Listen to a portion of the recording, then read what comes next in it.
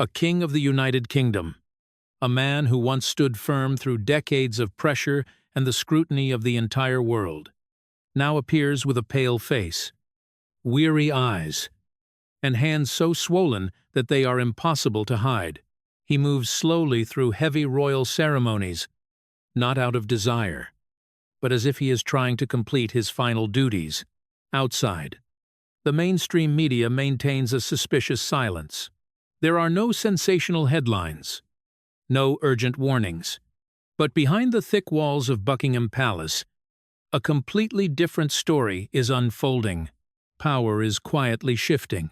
Decisions are being prepared. And perhaps the history of the British monarchy is standing at an irreversible turning point. In a shocking transcript, Lady Colin Campbell, an independent source known for her unfiltered revelations, has delivered information that sends chills through many. She speaks of the alarming health condition of King Charles III. She raises questions about the true role of Camilla during this sensitive period. She hints at the growing impatience of William. And inevitably, there are the simmering tensions surrounding Harry and Meghan, who seem to stand outside, yet still exert a significant influence over the entire picture. What is striking is that this information does not come from tabloid newspapers. It comes from an independent source, a figure who has repeatedly forced the royal family into silence. And that very silence, perhaps, speaks louder than any denial ever could. So what do you think? Is King Charles truly in the final stage of cancer? Or is all of this merely an exaggeration fueled by speculation? Leave your comment below. Number 1, if you believe his condition is extremely serious. Number 2, if you think this is just an overblown story. And now, we will go deeper into what is really happening behind palace doors. What is gradually being revealed behind those doors is no longer vague rumor or baseless speculation. It is a chain of signs that are becoming clearer, harder to ignore, about the true health condition of the head of the British monarchy. According to independent sources, the language being used is no longer about treatment or recovery. Instead, the words are far heavier. Terminal cancer, dying. Terms that almost no one dared to utter when speaking about a reigning king are now appearing more frequently in private discussions. And what unsettles the public is not simply that these words are being spoken, but that they seem to align with what people can observe with their own eyes. A look at his recent schedule is enough to reveal the abnormality. A visit to the United States, which should have been a carefully prepared and extended diplomatic event, was cut short in a surprising way. Just 3 days. And of those, only 1 day was actually spent in Washington, D.C. For a head of state, especially a king, this is almost unheard of under normal circumstances. Such visits usually last many days, not only to strengthen diplomatic ties, but also to demonstrate stability and national strength. But this time, everything unfolded in haste, as if an invisible limit was counting down every hour. Sources within the palace say there had been proposals to postpone this trip. Those closest to him understand his condition better than anyone. They know his body can no longer endure a demanding schedule filled with continuous meetings and ceremonies lasting for hours. Yet despite everything, the trip still took place. And that decision raises a troubling question. Was this a final effort to maintain an image of stability before the public, or was it a forced choice, made because time is no longer on their side? Recent images of the king make it even harder to deny. His face is pale, lacking the vitality it once had. His eyes are tired, sometimes appearing lost in brief moments. But the detail that draws the most attention is his hands, swollen in an unusual way, no longer a mild sign of age or fatigue, but a clear indication of a concerning health condition. These images quickly spread, followed by waves of analysis and speculation. Even seasoned royal observers have begun to speak out, suggesting this is not something that can be dismissed. What is notable is that only a few months ago, the message from mainstream media was entirely different.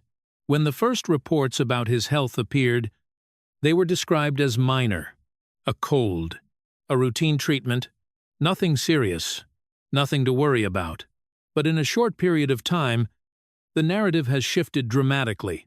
From what was once considered a small issue, there are now rumors that he may only have a few months left to live.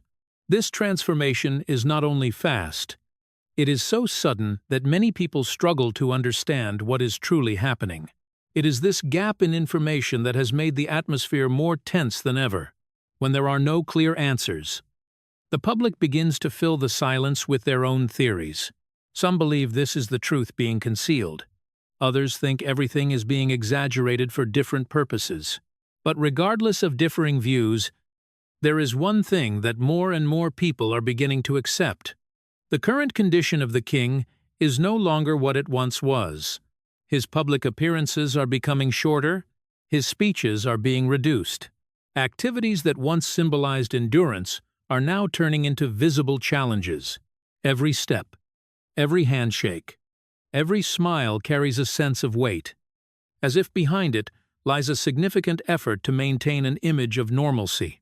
And perhaps what worries people the most is not what is being said, but what is not being said.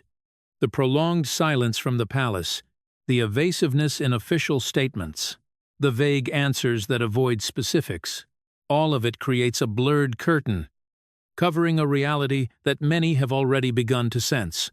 Amid all this speculation, there is one person who cannot look away, cannot avoid it, cannot reassure herself with simple explanations.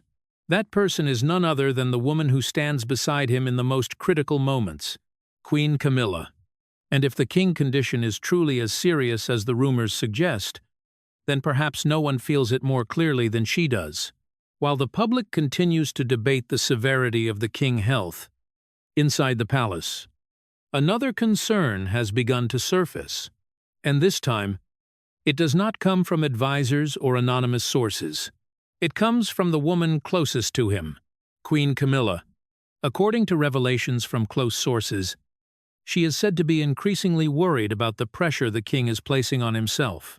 It is not only the overseas visits or the long meetings, it is the entire machinery of royal duty that he is still trying to maintain.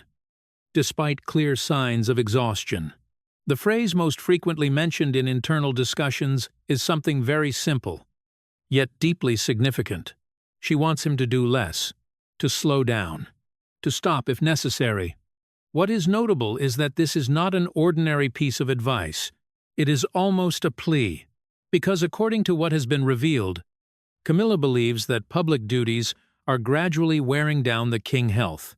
Every public appearance, every hour spent standing through ceremonies, every effort to maintain a strong image, all of it comes at a cost that his body can no longer afford.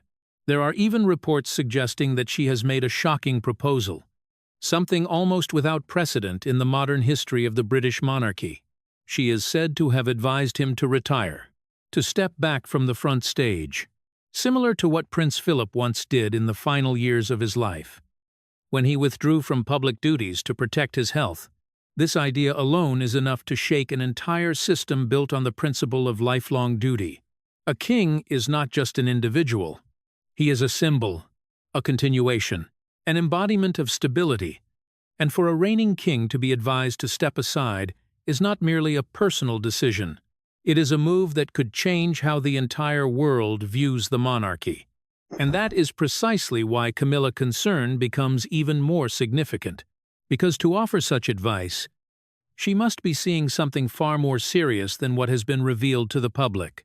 No one understands the king's true condition better than the person who stands beside him every day. And if she believes he needs to stop, then perhaps it is no longer a strategic choice. It is a matter of survival. The entire picture begins to take on a familiar tone, as if drawn from a classic tragedy. A weakening king, still trying to hold on to power until the final moments. A wife standing beside him, witnessing that decline and desperately trying to protect him. And further away, a son in his prime, ready to take over, yet restrained by the unspoken rules of the royal institution. The tension does not need to be spoken aloud. It is present in every decision, every schedule, every public appearance. And with each passing day, the gap between what should be done and what is actually happening becomes more and more visible. What startles many observers is that, if these reports are true, this may be the first time in modern history that a queen has actively advised a reigning king to step aside for health reasons, not because of political pressure, not because of scandal, but simply because he no longer has the strength to continue. And from that moment, a larger question begins to form. If the king truly reduces his role, or even withdraws from key duties, then who will fill the vacuum of power? The answer may not be difficult to predict, because while one center of power is gradually weakening, another is quietly growing stronger. And that shift, when closely observed, is not only about individuals.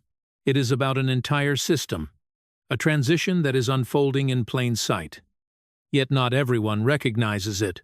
From Buckingham, once the unquestioned heart of royal power, everything now seems to be slowly tilting in another direction.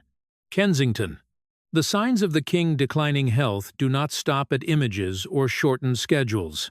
They are triggering a larger consequence. Quiet but unmistakable. A shift of power within the British monarchy itself.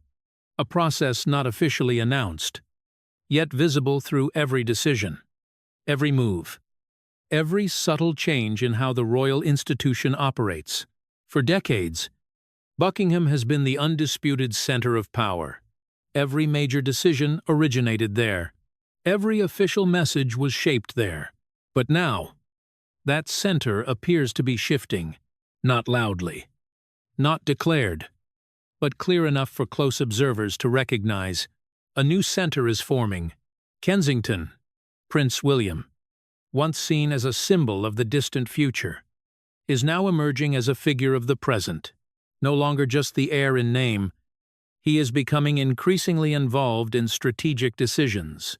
According to some sources, he is not only participating, he may be influencing, and in certain cases, he may even be blocking decisions he considers inappropriate.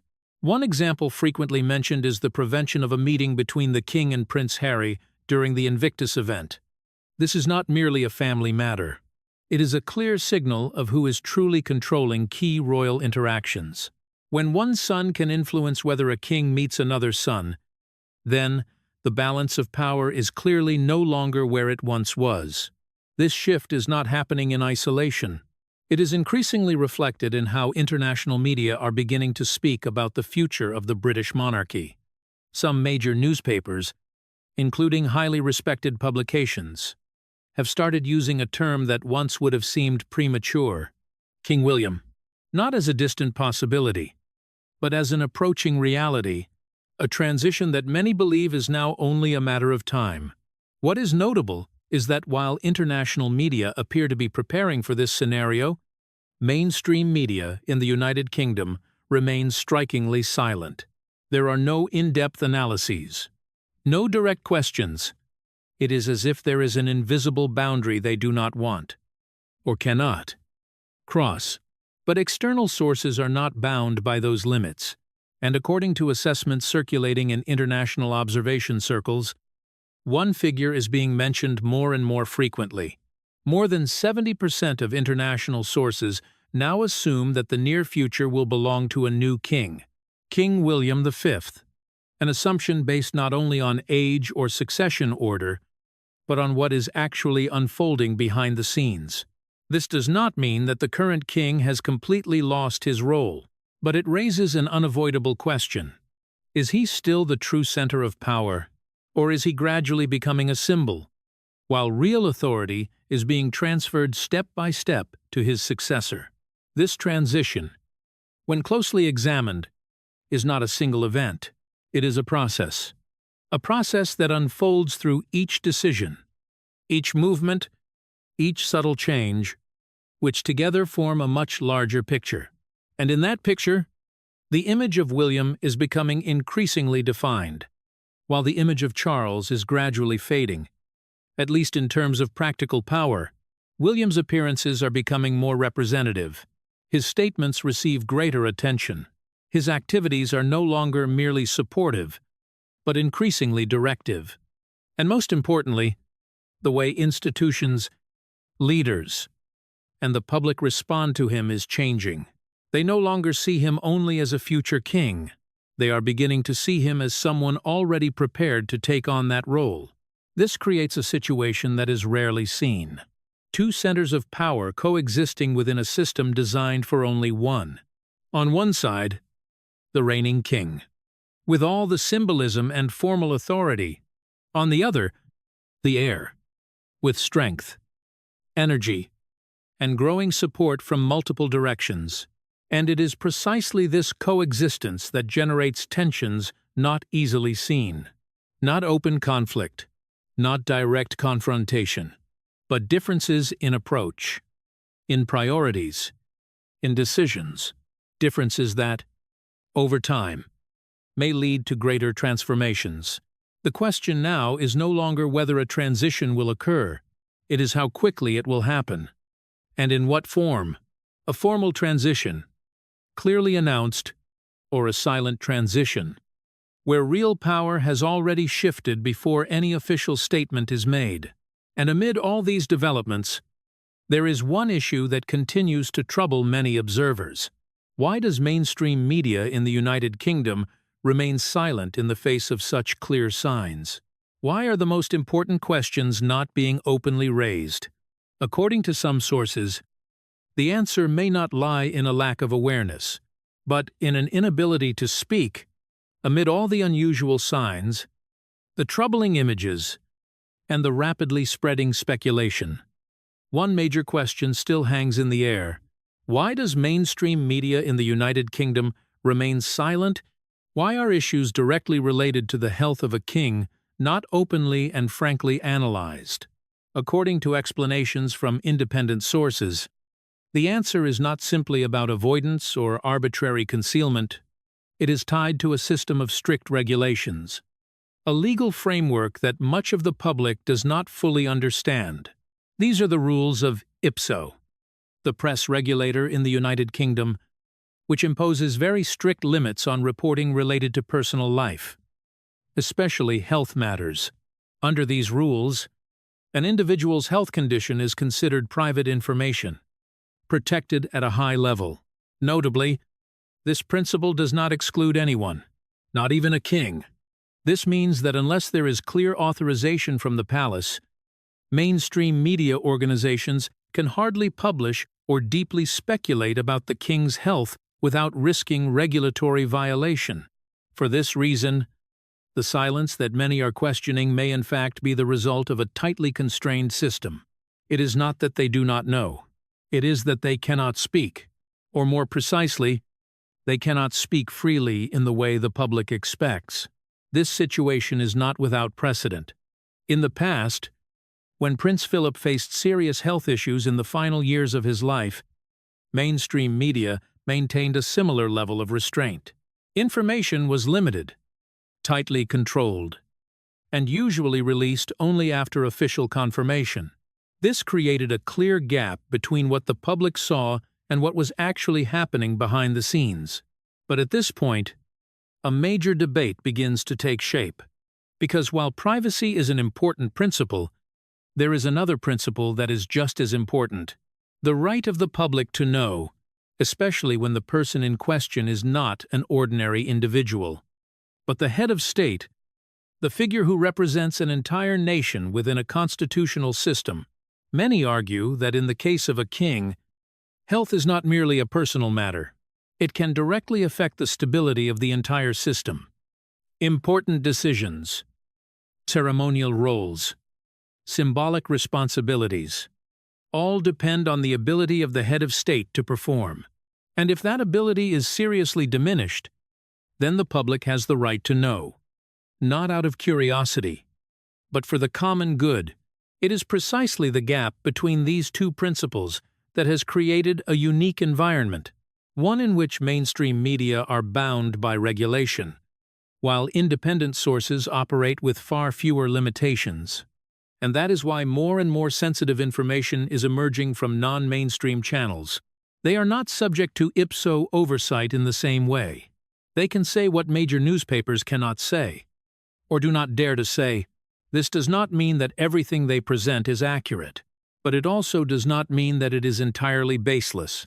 And it is the coexistence of these two streams of information that has placed the public in a difficult position. To trust official silence, or to listen to warnings from outside voices. A figure that is being mentioned more and more in discussions is the millions of people in Britain who have the right to know about the condition of the king who represents them. But according to what is being reflected, the current regulatory system has either intentionally or unintentionally restricted that flow of information for a prolonged period. Nearly 2 years. A period long enough for doubts to accumulate. Long enough for trust to begin to be tested. And when trust is questioned, any gap is quickly filled with speculation. That is what we are witnessing. Not just concern, but a growing wave of skepticism. But while all eyes remain focused on London, on Buckingham and Kensington, somewhere else, half a world away, a completely different story is quietly drawing attention. A story no less dramatic. Perhaps, according to some, even so implausible that it is difficult to believe. In the United States, Harry and Meghan have once again become the center of new speculation. And this time, the level of it is enough to make even those familiar with royal drama pause in disbelief, while major questions about the king's health and the shifting of power remain unanswered. In another development, the names Harry and Meghan once again emerge, bringing with them a new wave of rumors. And this time, the story being circulated carries a tone that causes many to question it from the very beginning. According to circulating discussions, there is an idea said to be under consideration behind the scenes, a meeting between Thomas Markle and King Charles, described as an attempt to resolve lingering tensions. At first glance, this may sound like an effort at reconciliation, but upon closer examination, it quickly reveals its implausible aspects. Lady Colin Campbell did not hesitate to call this an absurd story. A cock-and-bull story, a scenario constructed without any real foundation. And when examined more closely, this assessment is not without merit. First is the practical factor. Thomas Markle is no longer in a condition that would allow him to undertake long journeys or participate in complex ceremonial meetings. The idea that he could travel to meet a king, in a context where both security and health are highly sensitive, is already unlikely. But even setting that aside, a larger question remains. Why would such a meeting be necessary? There is no clear precedent, no political or diplomatic benefit, and most importantly, no indication that either side truly desires it. According to analysis, both fathers, each in their own way, have reasons to avoid being drawn into situations that could be exploited for media purposes. For that reason, many believe this story is not a genuine plan. It resembles more of a strategy, a way to divert attention, a thin layer of smoke released at a moment when the image of Harry and Meghan may be facing other challenges. Some have questioned whether this is connected to less than favorable reactions to their recent activities. When one narrative fails to generate a positive response, creating another, more controversial story can be a way to shift the direction of public opinion. But behind all these strategies, what draws greater attention is the question of motivation and behavior, especially the role of Meghan within this entire picture. Lady C used very strong language when speaking about Meghan, a person with a tendency to control, a control freak, even a dominatrix in the way she described Meghan's influence over Harry. These assessments are not based solely on speculation, but also on what can be observed in public appearances.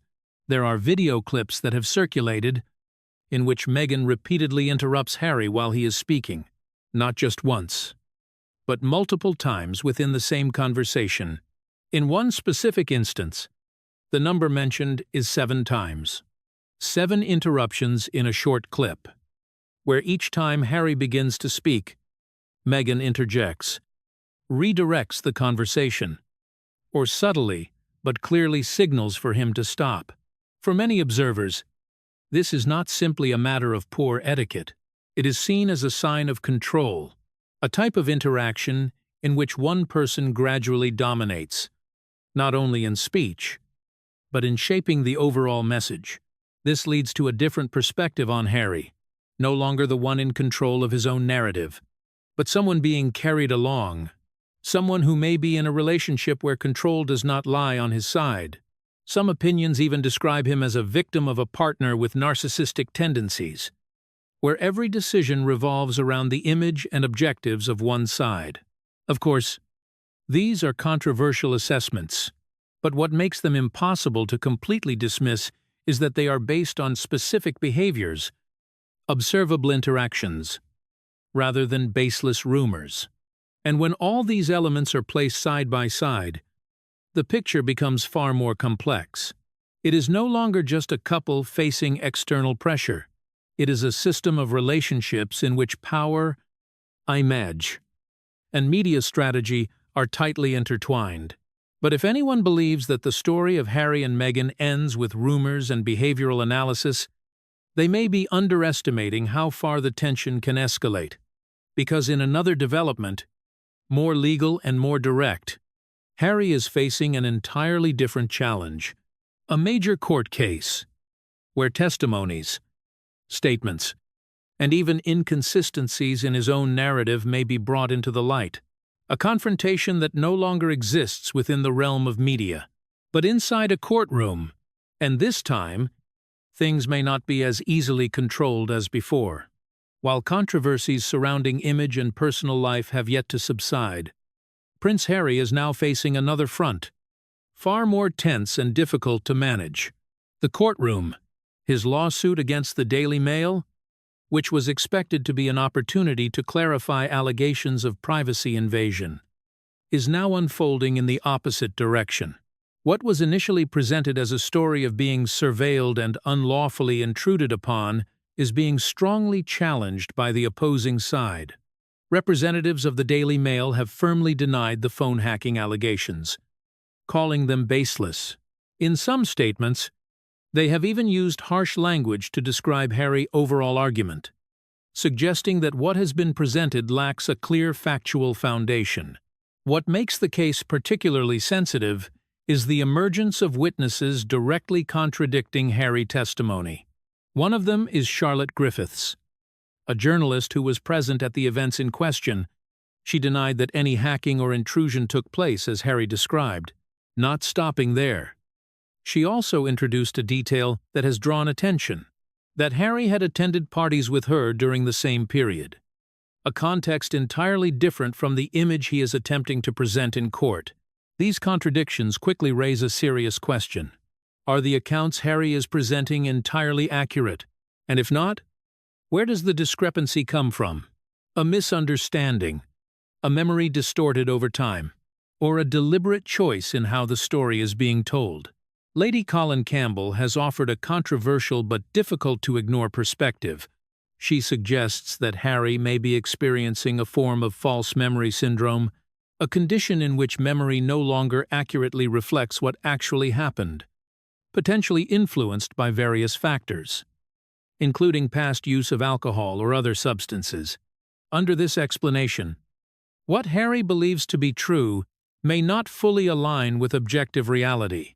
However, there is another, far more sensitive hypothesis that these inconsistencies are not accidental, but part of a legal strategy where the narrative is adjusted to fit the objectives of the case. If this were true, the consequences would go far beyond simply losing the case. It could lead to far more serious implications. The concept of false testimony has begun to be mentioned, and this is not a minor allegation. In any legal system, providing inaccurate information in court can completely destroy the credibility of the person involved. For a public figure like Harry, this carries even greater weight. It does not only affect a single case, it can impact the entire image he has built over many years. Even so, Many experts believe that the likelihood of the court directly prosecuting Harry on this issue is low, not due to a lack of basis, but because of the sensitive nature of the situation. A member of the royal family, even one who has stepped away from official duties, remains a unique figure in the eyes of both the public and the legal system. Instead, a more likely direction is that attention will shift toward his legal team, those responsible for constructing and presenting the case. If there are inaccuracies or errors, they may be the first to face scrutiny. But regardless of the final outcome, one thing has become clear. This case is no longer simply an attempt to seek justice.